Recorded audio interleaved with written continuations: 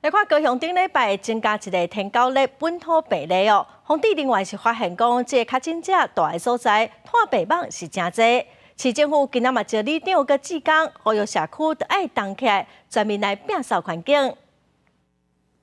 风火巷积水水桶找到大量白汤网仔，徛在厝顶积水的盆栽嘛有找到。高雄顶礼拜新增一个天狗类本土病例，伫前镇区竹内里，防疫团队进行白汤网仔密度调查，发现全里78位积水的所在有12位有白汤网仔，还有掠到27只斑纹，显示密度是非常的悬。你水就唔能够放好落去，你从阮的马草水管都一日换一遍啊，袂使讲搁放2、3日足快生蠓虫。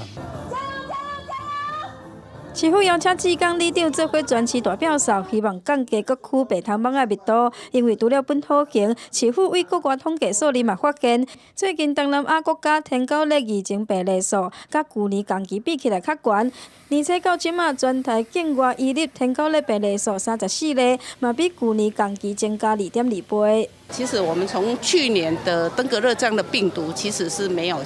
它是没有死的，所以在今年开春以来，这个病毒就在蠢蠢欲动哈。高雄以去年12月到现在为止，气温没有低于13度，